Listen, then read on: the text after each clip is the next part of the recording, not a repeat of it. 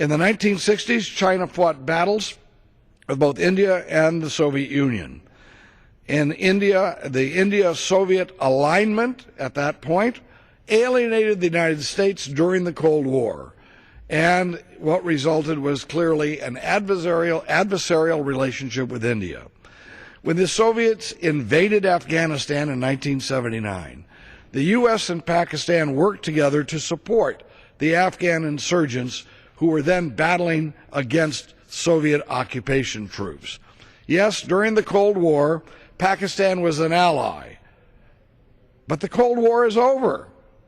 And even then, when we fought with them, when they helped us support the Mujahideen fight against Soviet occupation of Afghanistan, they channeled our money. They channeled a lion's share of our support to radical Islamic terrorists who should never have had any support from the United States. Much of it went to a fellow named Hekmatyar Gulbuddin. This man is horrendous, has a horrendous record. Even then they knew that when this man was in college, he would throw acid into the face of young women who refused to wear burqas.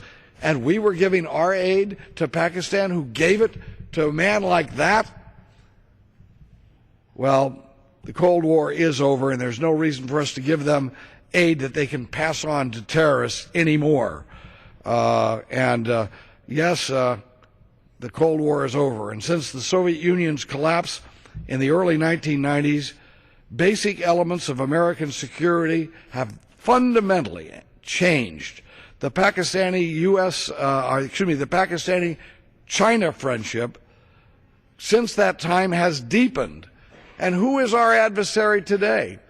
It's no longer, Russia, it's in the news, but who is really our threat?